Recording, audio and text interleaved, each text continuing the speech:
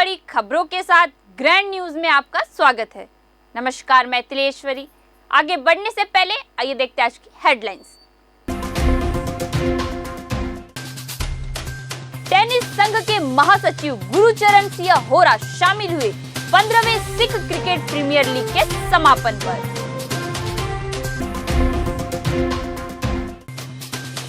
NMDC में धोखाधड़ी पूर्वक पिग आयरन ओवरलोड मामले में संलिप्त 3 आरोपी गिरफ्तार।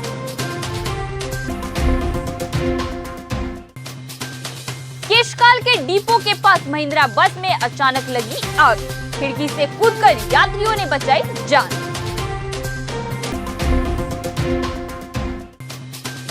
कलेक्टर विजय दयाराम के ने ली समय सीमा की बैठक।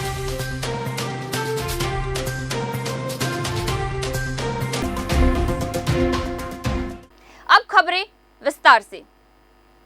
शहीद भाई तारू सिंह फाउंडेशन के 15वें सिख क्रिकेट प्रीमियर लीग के समापन पर मुख्य अतिथि के तौर पर छत्तीसगढ़ टेनिस संघ के महासचिव गुरुचरण सिंह होरा शामिल हुए। इस दौरान उन्होंने विजेता खिलाड़ियों को शील्ड देकर सम्मानित किया।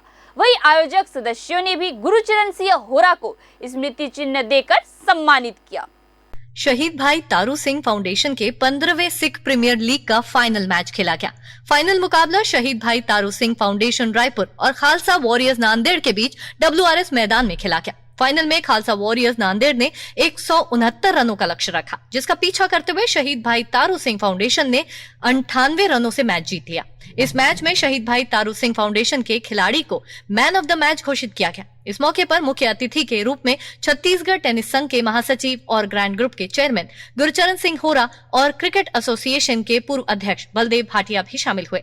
अतिथियों ने आयोजन की सराहना और आयोजनकर्ताओं का हौसला बढ़ाते हुए कहा, इस तरह के आयोजन से खिलाड़ियों में उत्साह बढ़ता है। ऐसे आयोजनों से खिलाड़ियों को अपने हुनर को निखारने का मौका मिलता है। इसके बाद दोनों अतिथियों को स्मृति चिन्ह देकर सम्मानित किया गया। छत्तीसगढ़ प्रीमियर लीग का 15 साल से लगातार आयोजन हो रहा है। सिख समाज की अनूठी पहल और पूरे देश से खिलाड़ी आते हैं। बहुत अच्छा आयोजन और मैं इस अवसर पे शहीद तारू सिंह कमेटी को बहुत बहुत बधाई देता हूँ। सिख कौम में भाई तारू सिंह फाउंडेशन का एक बहुत बड़ा काम है। जिस तरीके से इंडिया लेवल का ये टूर्नामेंट सिख बच्चों को जो पूर्ण सिख है उनका कराया जाता है, इस लेवल के जो टूर्नामेंट है वो रायपुर जैसी जगह में होना नेशनल लेवल का, ये बड़ा फ़ख्र का विषय है। और इसमें से हमारे काफ़ी बच्चे निकलते हैं जो आगे डिस्ट्रिक्ट्स में और ओलंपिक में और अपना रणजी ट्रॉफी में आगे खेलने जा रहे हैं। और काफ़ी बच्चे इन्होंने डेवलप किए हैं और पैदा किए हैं। मैं तारू फाउंडेशन, भाई तारू सिंह फाउंडेशन के सभी कार्यकर्ताओं को, सारे पदाधिकारियों को बहुत बहुत बधाई और शुभकामनाएं देना चाहता हूं कि इसमें 15 वर्ष हो चुके हैं और इसे निरंतर इसी तरह बनाए रखें और आपसी भाईचारे को और खेल को इसी तरह मजबूत करते रहें। मेरे बहुत बहुत शुभकामनाएं भाई तारू सिंह जग्गी के फाउंडेशन के सभी सदस्यों को। 7 दिसंबर 2023 को सहायक प्रबंधक NSL नगरनार में रिपोर्ट दर्ज कराया कि NMDC में धोखाधड़ी पूर्वक संयंत्र से पिग आयरन एक नंबर प्लेट के 2 truck CG04 MK 9383 CG04 M 6258 में लगातार 6 दिसंबर 2023 वाहनों में पिग आयरन ओवरलोड किया गया है। उक्त रिपोर्ट पर फरार अज्ञात वाहन चालकों के विरुद्ध थाना नगरनार में अपराध क्रमांक 236 2023 धारा 420 478 471 भारतीय दंड विधान संहिता कायम कर विवेचना में लिया गया। प्रकरण में विवेचना के दौरान दोनों गाड़ियों को जब्त कर फरार आरोपियों का पता तलाश प्रारंभ किया गया। प्रकरण में विवेचना के दौरान त्रिलोचन भाटाबोई सुपरवाइजर ब्रिजेश कुमार आलम, ट्रक वाहन का मालिक अब्दुल हफीज तीनों को घटना कारित करने में संलिप्तता पाए जाने के कारण 12 दिसंबर 2023 को गिरफ्तार किया गया। मामले में अन्य आरोपी जब्त चारों ट्रक के फरार ड्राइवरों की तलाश जारी है। कोंडागांव जिले के केशकाल नगर के रावण भाटा डिपो के पास नेशनल हाईवे 30 पर आज मंगलवार की तड़के सुबह लगभग 3:30 बजे एक भीषण हादसा हो गया, जिसमें रायपुर से जगदलपुर की ओर आ रही चलती महिंद्रा बस में अचानक आग लग गई। आग लगते ही चालक व परिचालक मौके से फरार हो गए। वही बस में आग लगता देख यात्रियों में अफरा तफरी मच गई। यात्रियों ने दरवाजा खिड़की तोड़कर किसी तरह से बाहर निकलकर अपनी जान बचाई। वही खिड़की से कूदकर बाहर निकलने के दौरान 3 यात्री बस से गिरकर गंभीर रूप से भी घायल हो गए हैं। सूचना मिलते ही केसकाल थाना पुलिस और एसडीएम मौके पर पहुंचकर घायलों को अस्पताल पहुंचाया, जहां उनका प्राथमिक उपचार चल रहा है। वही प्रथम दृष्टया बस में आग लगने का कारण शॉर्ट सर्किट की आशंका जाहिर की जा रही है। आग लगने से बस पूरी तरह जलकर खाक हो चुका है। वही यात्रियों के सामान भी जलकर राख हो गए हैं, जिससे यात्रियों का लाखों रुपए का नुकसान हुआ है। गनीमत रही कि सही समय पर किसी तरह से यात्रियों ने कूदकर अपनी जान तो बचा ली, लेकिन उनके बैग व अन्य सामान बस में ही छूट गए, जिसमें उनके कीमती गहने और दस्तावेज थे। महिंद्रा बस जो रायपुर से जगदलपुर को जा रही थी, अचानक कैफे टर्निंग 1 के पास दुर्घटनाग्रस्त हो गई और उसमें लगभग 50 से 60 व्यक्ति सवार थे। 3 लोग घायल हुए हैं। फायर ब्रिगेड के लिए कोंडागांव फोन किया गया। कोंडागांव से फायर ब्रिगेड निकल गई। ब्रिगेड के लिए पुनः पत्राचार करेंगे सर से और सर को निवेदन करेंगे कि फायर ब्रिगेड की व्यवस्था केसकाल मुख्यालय के लिए किया। मैं गया था दुर्ग अपना पेंशन प्रकरण के लिए। इसके बाद ना ये बस वहीं ड्राइवर दारू पी लिया था, तो हम लोग देखे तो ड्राइवर को हटा दिए वहां से और दूसरा ड्राइवर लाए। तो इसका टाइम था वहां से 10:30 बजे और वहां से 11:30 बजे निकली है। इसके बाद हमको वो लगा, पेशाब लगा, तो जैसे यहाँ उतरा वैसे इंजन में जो है वो लग गया आग। इसके बाद हम लोग चिल्लाने के बाद फिर एक करके पब्लिक को निकाले वहां से।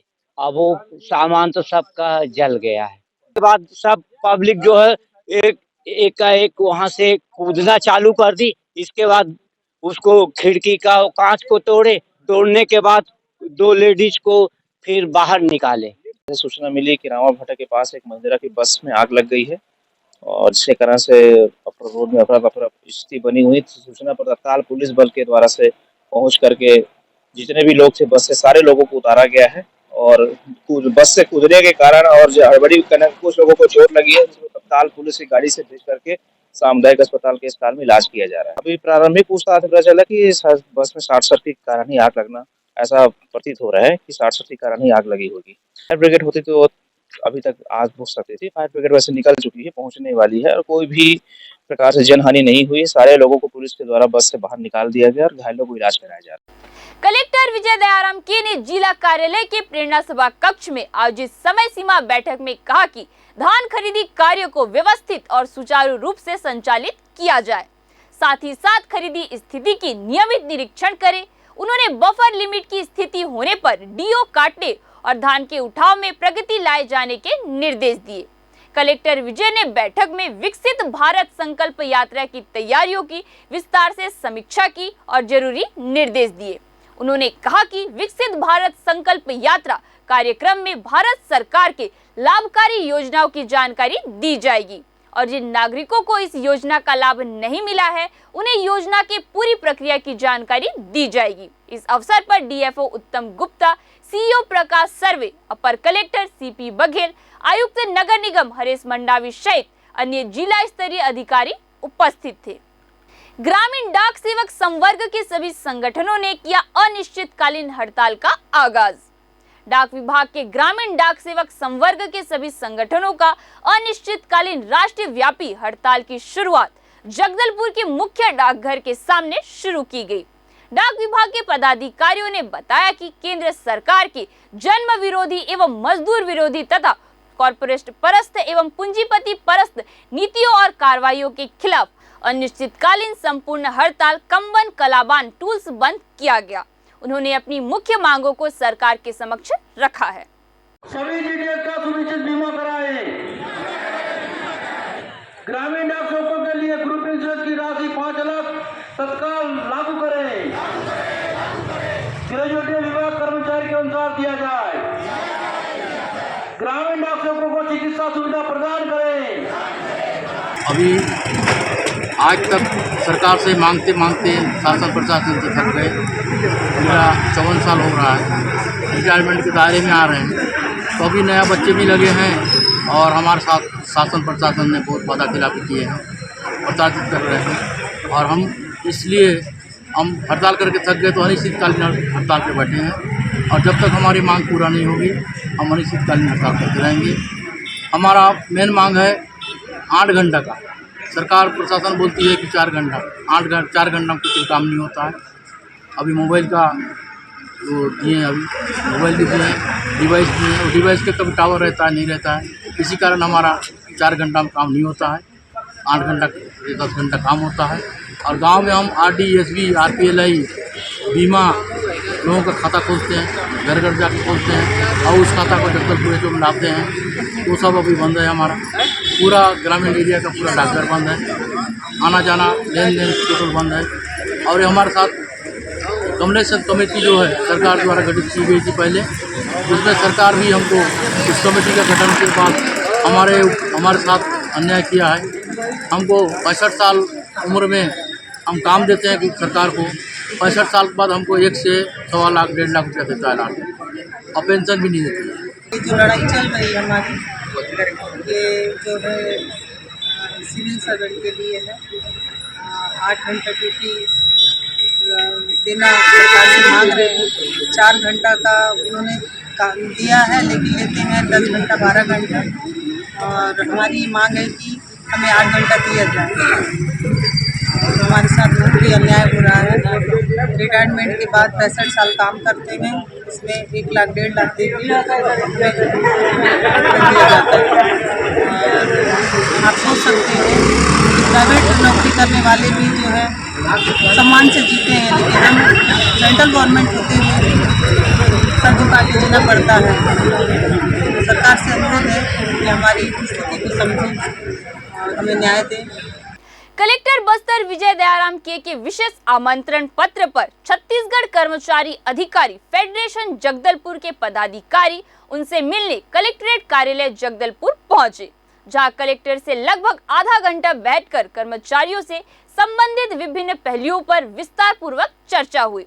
उन्होंने विधानसभा निर्वाचन 2023 को निर्विघ्न रूप से संपन्न कराए जाने पर समस्त कर्मचारी अधिकारी की मुक्त कंठ से प्रशंसा की था। उन्होंने कर्मचारियों को अपने कार्य क्षेत्र का महत्वपूर्ण अंग माना। वह स्वीकार किया कि कर्मचारियों के बिना मैं भी कुछ नहीं कर सकता। फेडरेशन के पदाधिकारियों ने भी कलेक्टर बस्तर की इस विशेष पहल का तहे दिल से आभार माना। सनातन क्षेत्रीय मंच ने सेवा कार्य के तहत मेडगुड़ा के शंकर को व्हीलचेयर दिया। बताया जाता है कि वे करीब 10 साल पहले एक सड़क दुर्घटना में घायल होने के बाद उनकी रीढ़ की हड्डी में चोट लगी थी। तब से वे चलने फिरने में लाचार हो गए। ऐसे में सक्षम ने उनकी परेशानी को देखते हुए उन्हें व्हीलचेयर दी, जिसके बाद अब वे अपना काम खुद कर सकेंगे। सक्षम अध्यक्ष अविनाश सिंह गौतम व संगठन महामंत्री कुणाल 40 गांवकर ने बताया कि पिछले साल भी सक्षम ने 8 बच्चियों को पढ़ाई के लिए स्कूल की फीस जमा की थी। सक्षम का समाज हित में काम लगातार जारी है। इधर बकान ब्लॉक के मालगांव में महिलाओं को रोजगार से जोड़ने उन्हें सिलाई मशीन और ग्राम सरगीपाल में दोना पत्तल मशीन भी दी थी। पखांजूर में गौ तस्करी करने वालों पर बड़ी कार्रवाई। पखांजूर पुलिस ने गौ तस्करी करने वाले 2 आरोपी को किया गिरफ्तार। तस्करों से पुलिस ने भारी मात्रा में मवेशियों को किया जब्त। 11 मवेशियों को पैदल महाराष्ट्र के रास्ते बूचड़ खाने ले जा रहे थे। तस्कर आरोपी के खिलाफ पशु क्रूरता समेत अन्य धारा तहत किया कार्रवाई। पखांजूर थाना क्षेत्र का मामला। ग्रैंड न्यूज में आज के लिए बस इतना ही।